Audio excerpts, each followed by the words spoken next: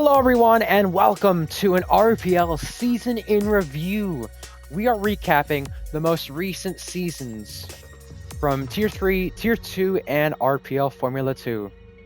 We usually have our season previews and we'll recap some races here and there as you've seen on our YouTube channel in the past, but we've never had a proper season review. Obviously back in the day you had, Real Life Formula 1, BBC, with season review and season videos that were like an hour long, going over each race with guys like David Coulthard, Eddie Jordan, and others, you name it. But just your commentator, Ryan Searles, here, going over each tier and reviewing it. We'll go over a lot of different things. We got some input from some drivers as well during the season. We got we'll be reviewing the champion, top 2 finishers, top 3 finishers, constructor, all kinds of stuff. Most wins, most poles, most podiums, all that cool stuff. But we also got some input from the drivers on specific topics like best driver, underperformed, overperformed, biggest surprise, and who was the most overrated driver of the season. So it should be a lot of fun to see what you guys thought, what I think, tons of stuff. This should be tons of fun.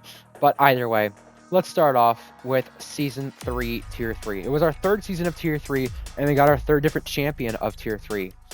We had Lyra Fusion try and help him boost his own pace. Went down to Tier 3, and he made it work to perfection. He won the championship over Alex Norris. Both drivers clear ahead of the field the entire season, and reasonably moved up tiers because of it. Alex Norris now Tier 1. Lyra Fusion, Tier 3 to Tier 2. And our third place finisher in the championship from the season was F1 Shorts, who made massive gains throughout the season. The Dutchman, the youngest driver, did all he could, going from Haas to Ferrari, and didn't have a chance at the title, recently so, but he's now Tier 2 as well. So with that being the top 3 in the Drivers' Championship, let's tell you about the top 3 in the Constructors' Championship. Ferrari, they have won the Constructors' Championship for the first time in Tier 3. After falling short to Red Bull, and every other team fell short to Red Bull anyway the prior 2 seasons, Ferrari won out big time. They won the Constructors' Championship over McLaren by 15 points. Quite a close race there in the Constructors, compared to prior seasons, it's safe to say. And we had Red Bull in P3. Haas finished P4. I want to give a shout out to them because although we're mentioning only the top 3, they came so close to beating Red Bull in 3rd, and they deserve a lot of credit for what they did this season. And again, like I said, F1 Short started out with them, so there you go. That's how he got to where he's at in Ferrari, or where he was at. But yeah, there you go. So now, time to tell you the constructor with the least amount of points. It was Kick Sauber, P10. 12 points. They didn't have 2 drivers racing for them consistently throughout the season, and you got to remember, it's the slowest car on the grid, so the drivers who race for it aren't always expected to do much. You had Beatnik in the Sauber at one point in the season.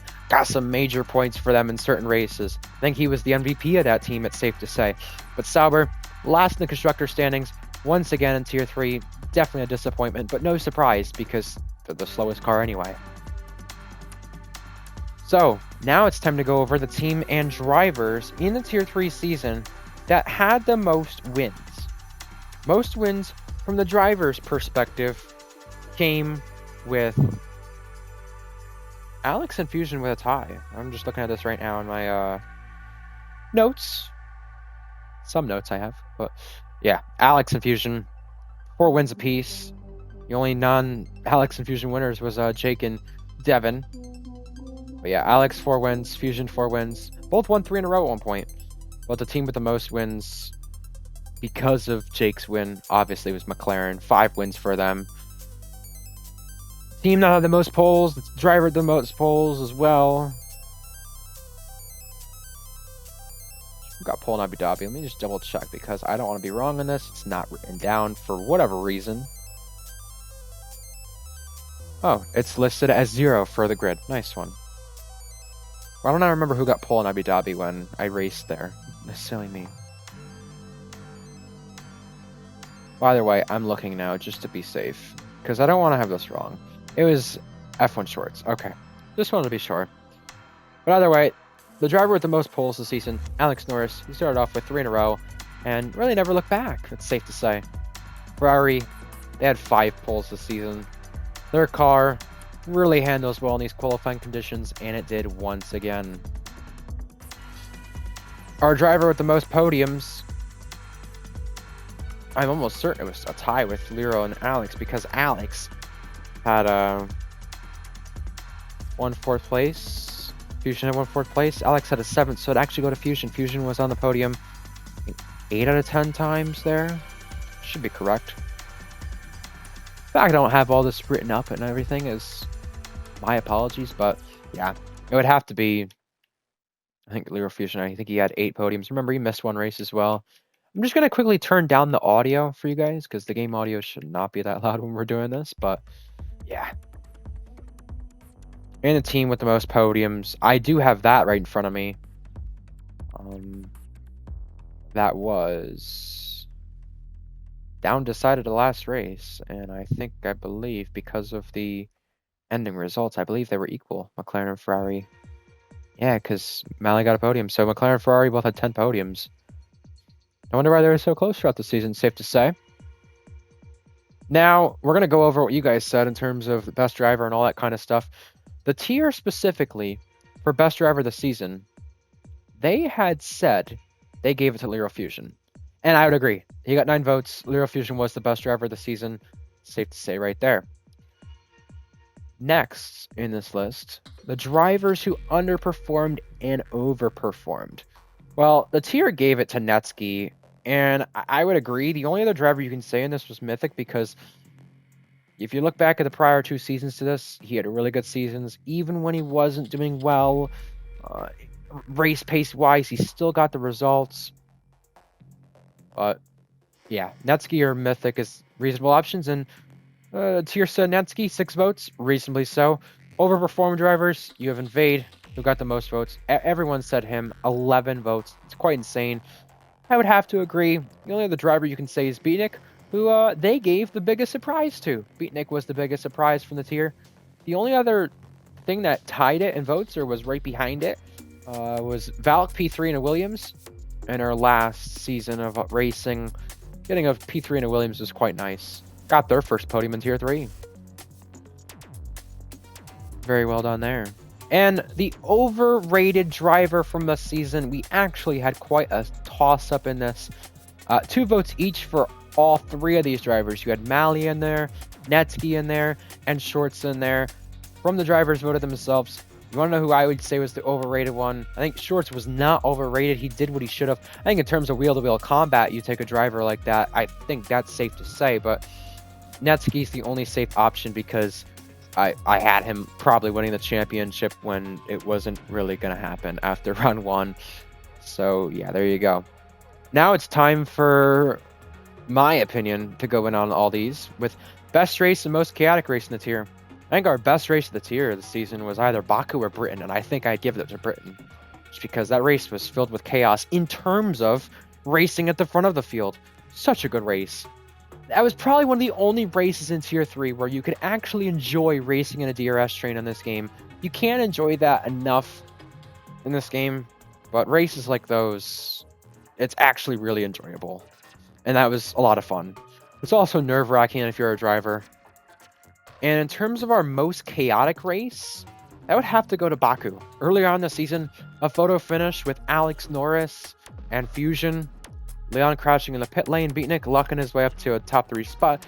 That race didn't start off too chaotic, but Hyper was up there for an Alpine. Baku never disappoints. We had photo finishes crossing the line. Bahrain was chaotic at the end, but I can't give it the most chaotic race. Baku was more, chaotic than Bahrain. So, I mean, there's only one other race that could be in this, and maybe I'm forgetting about it. It's either China or Baku. China had a restart for a very, very unusual reason, and the race got extended by 2 laps. We had someone win from last place. Look, my initial thought is Baku, but considering that I almost forgot about China, it's just forgettable because it happened so long ago, and there's so much chaos, you can't really think of what happened besides Devin doing what he did. So, now he goes to China or Baku. That first half of the season was filled with chaotic races. The second half wasn't really so exciting, if I'm being honest. I say that as a driver, but, you know. Yeah, I would have to give it to China over Baku. Again, my initial thought was Baku just because the photo finishes, Leon crashing the pit lane, passing in the pit lane, you know, all that kind of stuff. It's tough. It's really tough. And then, lastly, here are our first time winners from the season. You had Lyral Fusion, Devin, and Jake Bandy win their first races in the tier. Now it's time for Tier 2. We're going to review the champion. McLaren won the Drivers' Championship with George, back-to-back titles for him. They also won the Constructors' Championship for the first time. McLaren have been waiting for this. They've had seasons of mediocrity in Tier 2. George finally got to do the full season after serving his ban that he had the season prior, so he got to compete fully this time and still won the championship early. Clearly the MVP of the season. In some ways. We'll talk about why I think that could be different later, though. Our top three finishers in the Drivers' Championship and Constructors' Championship will be Mercedes in P2 and Ferrari in P3. Red Bull didn't have a good season, but Ferrari, considering what they had, Penguin didn't really start out with them, or wasn't supposed to, and he did. Danny missed qualifying quite a bit, basically quite a lot, and was always on the back foot, but for what they managed, third place, almost a P2, not too bad, and Mercedes did really good with Mintoki, Lennon, Night Owl. They kind of switched around quite a bit, and speaking of Mintoki and Night Owl, they were our second and third place finishers. Really disappointing from Polo God not to finish inside the top three. The driver said he underperformed, and, well, you'll see why later on. But, yeah, fair play on Mintoki and Night Owl's end. Definitely top three. Drove stellar this season. No doubt about it. And our constructor in Tier 2 with the least amount of points throughout the course of the season was VCarb. They got passed by Alpine throughout the sprint and race in Brazil in terms of the point count.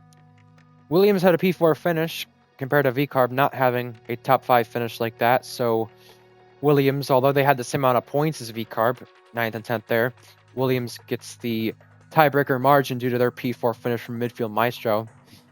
A good performance in Singapore, but again, RB just... they'll hopefully get it fixed for this upcoming season. And, well, as you may know, we're already into this upcoming season for RPL Racing. So, as always, check it out. But the reason why we're doing this video a week later than usual is because of the fact that we did not have the stored reports out. So, that's why we're a little on the back foot there. Just like RB were this season.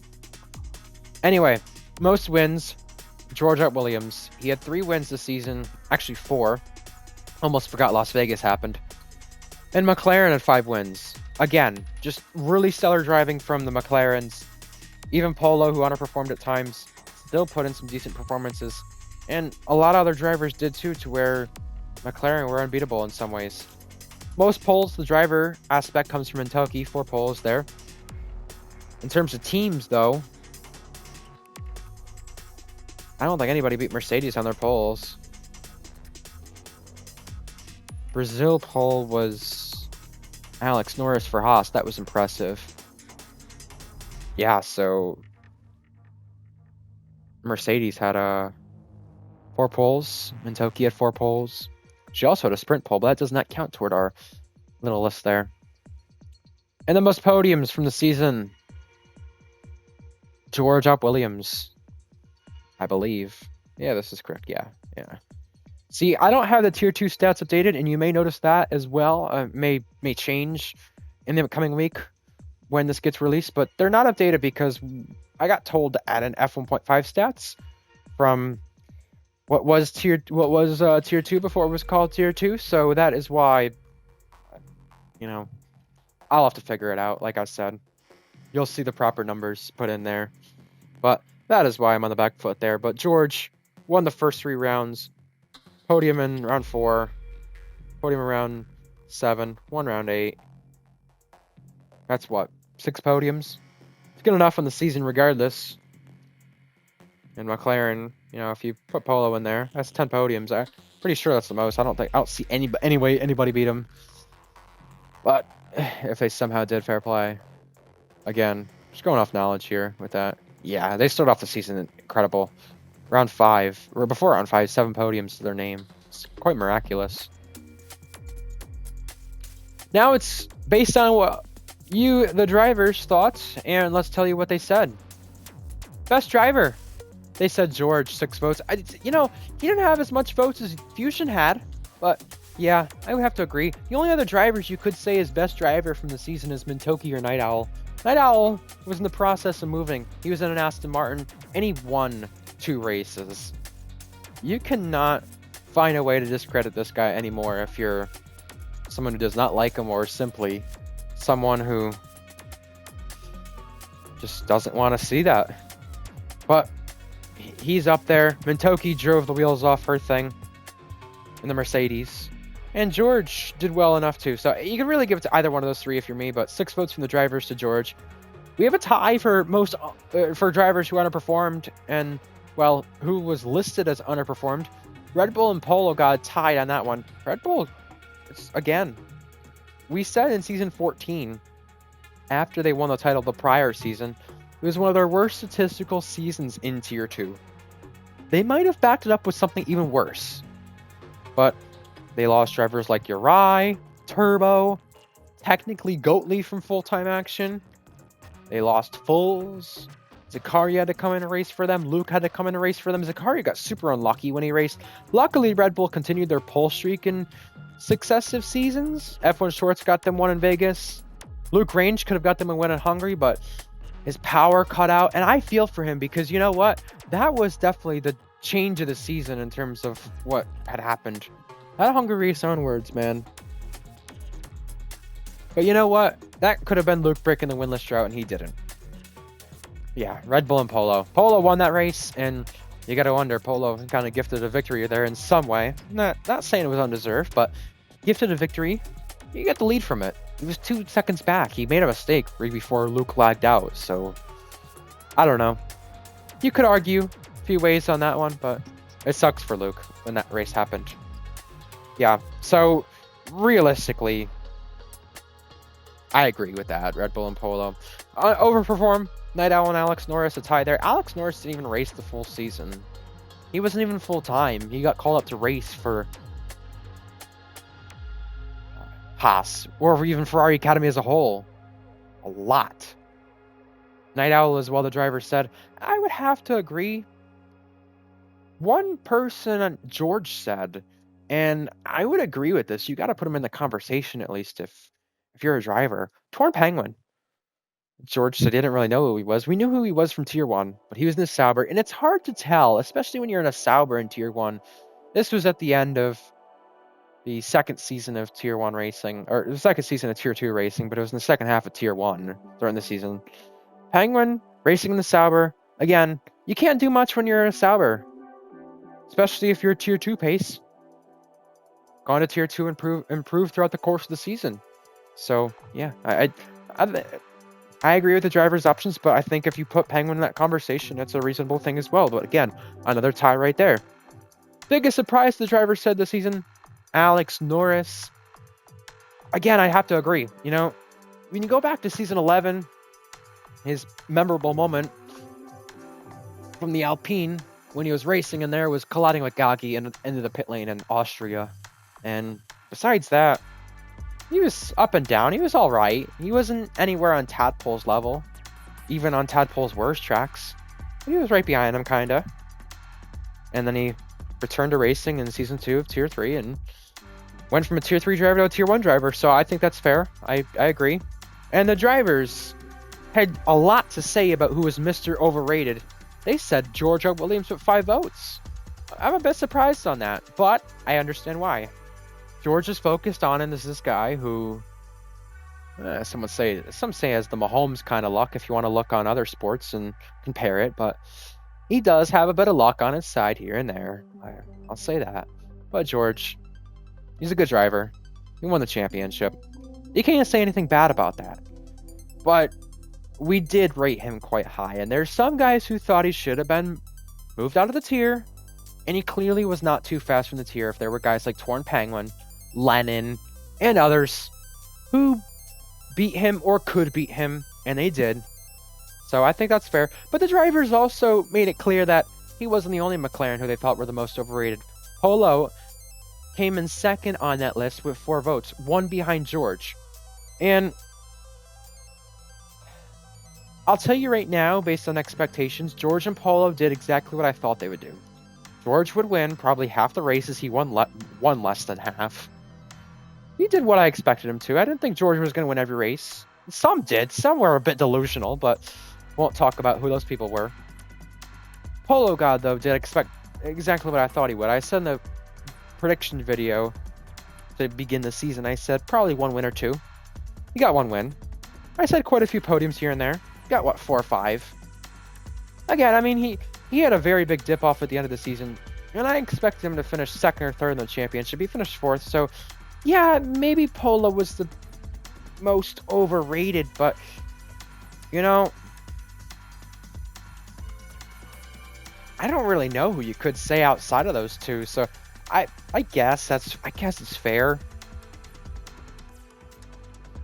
I'm trying to think of who started the season, really, in terms of stuff like that, but I would have said Red Bull because, you know, they really fell from grace and all that, but I don't know.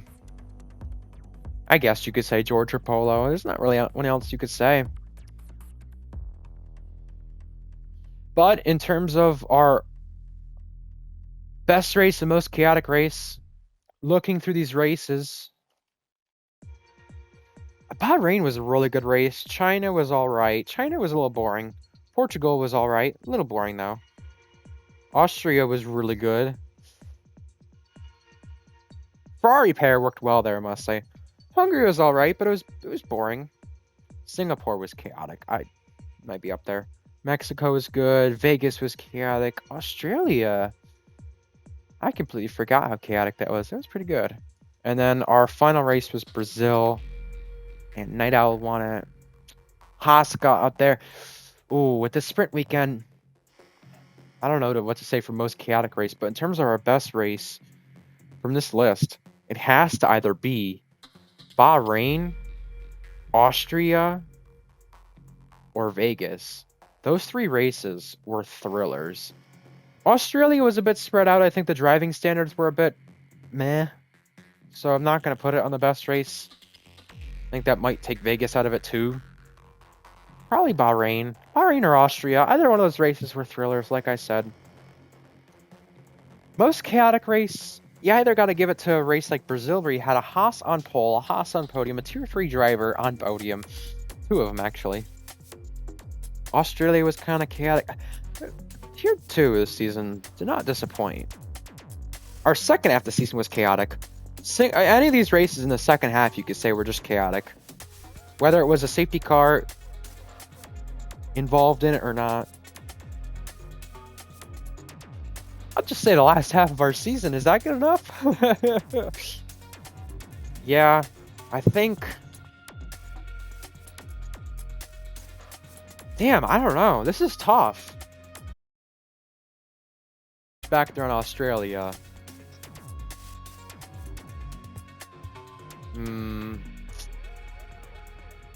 It has to either be Singapore, Australia, or Brazil. And you know what? I'm gonna have to give it to Brazil because we had a Haas on the pole. But you know what? I don't put those 2 races any shyer with Singapore and Vegas. They were chaotic races. Did you see the Haas's on the start in Vegas? Even in Singapore, did you see the Williams up there? Yeah, that's good enough for me. In terms of our first-time winners this season in Tier 2, here's what we had. Tier 2 first-time winners this season. Polo God won in Hungary. Not a first-time RPL winner, but first-time Tier 2 winner. Penguin won his first RPL race. Night Owl won his first Tier 2 race.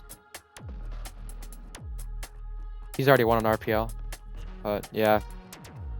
And we had 4 first-time podium sitters throughout the course of the season. Fair play. Now it's time for Formula 2. Again, Skither won the championship, 3rd championship for him. And we did not actually get the driver's opinions on this, but I will give you mine. Again, only got to commentate 1 race, still looked up at the results in some of the races as well. So my opinion on this aspect will be a little bit more invalid, but that's okay. Since we're talking about Formula 2, let's switch there. We had Invicta win the title. That's not their first. Probably won't be their last either. But they had a good lineup with George and Jack. Jack had some drivers fill in for him, or even George, throughout the course of the season. I think Jack missed 1 race. George missed a few. But they did well. Invicta deserved it. Skither deserved it as well for the title. Skither beat Jack. Just remember that. But Invicta won their 3rd Constructors title. It's the first time they did it back-to-back. And for the Drivers' Championship, here was your top 3. You had Skither, Jack, and George. Then for your Constructors, you had Invicta, Dams, and Roden. Roden only just beating out MP and Campos. I'm looking at Prema down in 6th. A historic F2 team, but poles this season, nothing more notable than their Brazil win. And the constructor that had the least amount of points obviously was VAR, but they didn't race. So we're taking them out of the picture because they were supposed to be excluded from the season, which they were. It was High Tech last. 27 points. Again, with an F2 season that was mainly focused on having a new coordinator, getting more attendance throughout the course of the season, you expect every team to score. Maybe you have the 1 or 2 that don't score much. But with High Tech having 27, that's not terrible. And again, with the changes that F2 had this season with times, days, all that kind of stuff, I think it's good to see that we have a team that at least scored above 20 points being in last. Again, Tier 2 and Tier 3 teams could not say that.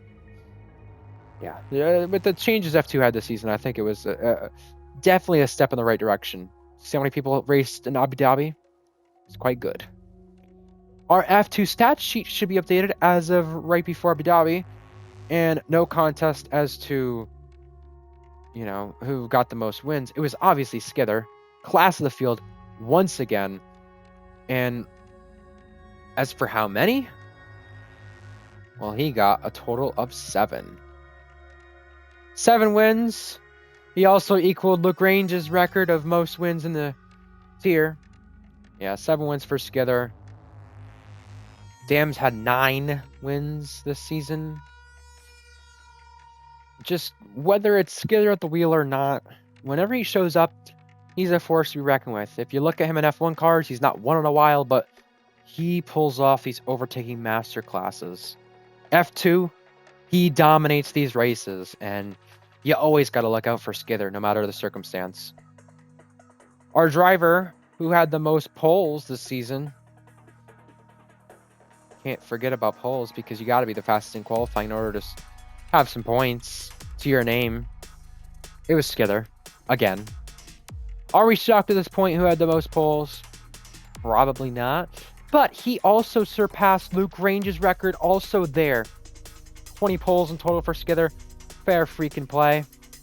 Dams, 4 poles to their name. Again, you can't win the championship without beating this guy. And if you're going to beat him, the only way you're beating anything, really, you could be beating yourself if you don't beat him. So you got to find a way to beat him. Maybe you have to beat yourself in order to beat him. He's been on it, and again, in the season 22 for F2, I can't wait to see what this guy's going to do. Most podiums. Well, you know what? We don't have that listed, and I'll tell you why. We don't have it listed because there's no total list on the stat sheet. But we can always go to our driver standings where they actually do have it posted.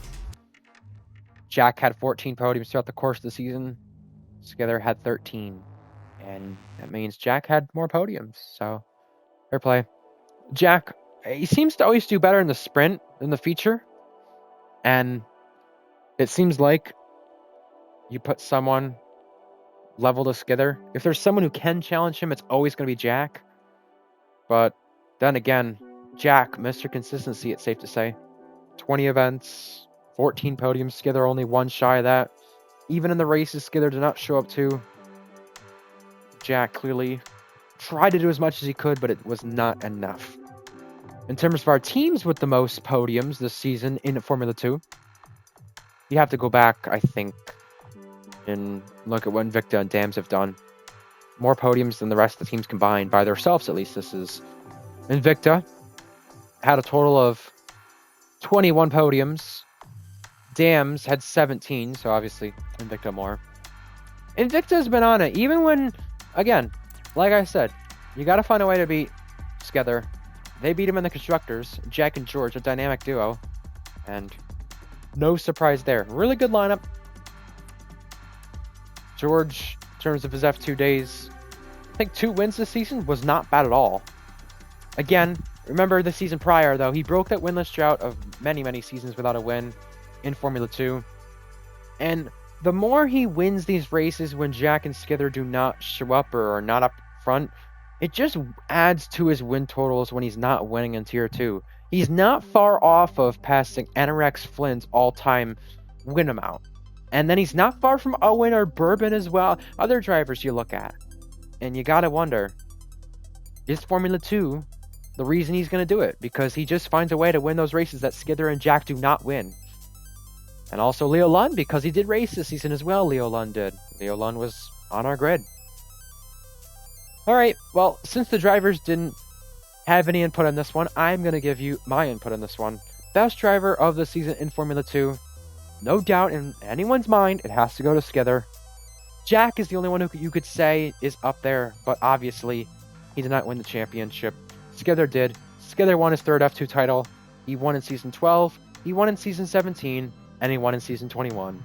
Skither, last season in F2 in Season 20, he missed races and didn't win the title over Jack. This season, he missed races and won the title over Jack. So it goes to show that means one of 2 things. In the races Jack raced in that Skither didn't, Jack didn't do enough. Or the races that Skither raced in, compared to the ones that he missed, Skither did a hell of a lot more than he did in the prior seasons. Maybe it's a combination of both, but regardless, you have to give the best driver of the season to Skither. Now let's talk about the driver of the season who overperformed. There's a few you could put in this list. I think someone for F2 exclusive that definitely overperformed. Again, he didn't do a whole lot, but he was really under the radar. Raza Gamer? Is it safe to say it's... George overperformed as well. He got 2 wins instead of 1, but I kind of expected that after last season. 1 or 2 wins from George. Shorts came close to the victory, but again, he started racing at the end of the season. For someone who did the whole season, I just have to give it to Raza Gamer. Leo Lund raced a few times, and he did quite a bit. He did quite a bit. Leo Lund, when he races, he's expected to win, and he did win when he raced. Quite a bit. But, yeah, I think for overperform, I have to give it to Raza Gamer. Someone who's F2 exclusive now. He used to do a bit of racing on our F1 car side, but I think he had a podium or 2 here or there. I'm just going to double check. He got 9th in the championship. Yeah, 1 podium. Even with 1 podium, that's not terrible. That's not terrible at all. And then, in terms of our drivers who underperformed, I have to go Luke Grange. It's either Luke Grange or Minico, because Minico, yeah, he's back to his normal pace, but I expected him to race more, even with not racing in Tier 1. If he dipped off at Tier 1, I'd expect him to still race F2. He didn't. I'll put him in the conversation for that reason, and because he didn't win a race when he did race. But Luke Grange, I had him at least winning 1 race. Maybe I put my expectations too high for him. I get it. But you know what? Fair play to Luke. Getting the 3 podiums he did. He came 2nd 3 times this season.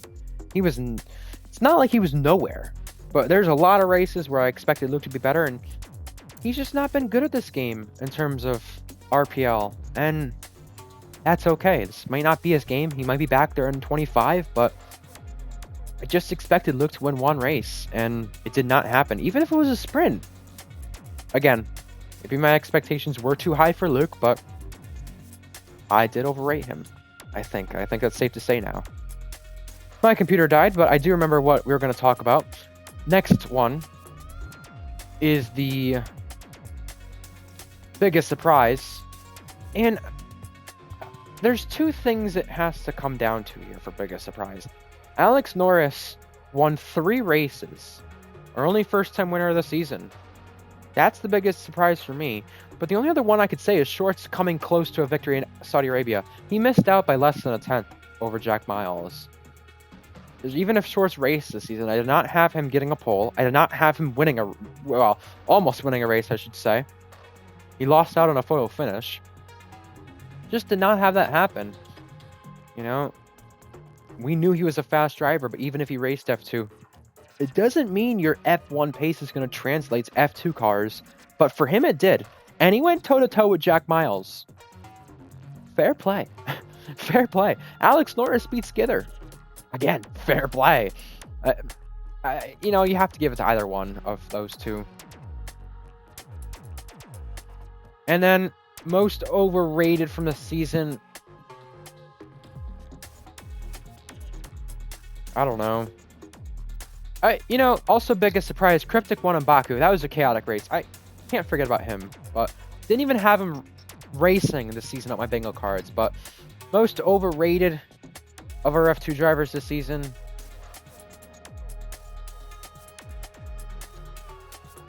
I know he didn't race a lot, but when he did, I didn't see him at all on the podium or even in contention. SLR Metal. I don't know if he stopped playing the game or not, but he did not live up to expectations at all. He was really, really fast at the start of this game cycle, just only 2 seasons ago. Winning races, won his first race, on the podium quite a bit. Metal is freaking insane in F2 cars, and we did not see that even when he raced this season. He was nowhere. So I feel for him. He scored a lot of points, but he was just not on the podium at all. Won fastest lap, so maybe it's a sign of things to come if he stays in F2, but I think he has to be the most overrated driver in our season, just because that's shocking. All right, best race, most chaotic race, and a review of our first-time winners. There's only one thing to review on our first-time winners. It was Alex Norris, and he's won 3 in a row. Fair play to him. And, again, this deserves the credit. Alex Norris went from being Tier 3 pace to Tier 1 pace. Does show there's some drivers in this game who don't play a lot, who just aren't motivated enough to stay at the pace that they maybe can be. So the Tier 2 drivers stay their pace, and it allowed Alex Norris to leapfrog his way up. Reasonably so as well. Our most chaotic race was Baku. You had those esports drivers in there creating chaos, and it just wasn't a good look for the league, but created a lot of funny moments and a lot of meme-worthy content. I'm not saying that's what it should be looked at for, but it was just not a good look for our league. But it was chaotic, and allowed Cryptic to win, like I said. So, you know, welcome back to the top step Cryptic. But yeah, just, like I said, it was not a good look. Most chaotic race, Baku. Our best race? And yes, I'm even saying it was the most chaotic after we had 2 red flags in Monza. That was quite chaotic too. But Baku, we had drivers getting banned, safety car. If Jack had turned out red flags for that race, we would have had more than 2. So just gonna say that right now. Our best race of the season, we had some really good F2 action, it must be said. Maybe Brazil? Brazil was a good one. Our feature was really good as well. Feature was good for Brazil. Monza had a good race. I remember Spain had some good racing, and especially for Spain standards, my word. I don't remember if it was a sprint or the feature, and Reese raced in one of those as well. Luke, that was one of the races he finished second.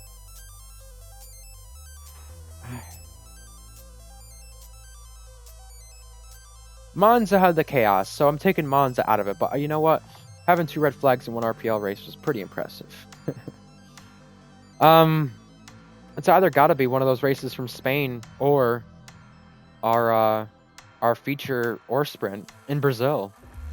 either one of those, and I might give it to Brazil, but we had some good racing for F2 this season for a tier that was on the decline. And yeah, that's what I think the best race was. Brazil. Yeah, I'd give it to the feature of the sprint. Spain was good too, but again, Spain does not live up to the hype that Brazil does, so that's safe to say. So, for our brand new tiers on the season, again, season's already started as we're recording this, and as this gets uploaded as well, but that's because our steward report was not out for quite a bit. But now that it is, here is where you want to catch everything for our brand new season. RPL Formula 1, YouTube, and Twitch. Our socials for posting race results and other moments would include Instagram and X, formerly known as Twitter. Our races, Tier 3 on Thursday, 8 p.m. UK, Tier 2 on Friday, 8 p.m. UK, Tier 1 on Saturday, 8 p.m. UK, and our Formula 2 series on Sundays, 7 p.m. UK time. Make sure you do not miss a beat for the new seasons. Season 22 of Formula 2, Season 16 of Tier 2, Season 4 of Tier 3, and our continuation of racing in RPL F1, Season 12. This should be a lot of fun. Hope you enjoy, and we will see you next time. I'm Ryan Searles. Have a good one. We hope to see you across our YouTube channel and watching our races. Bye-bye.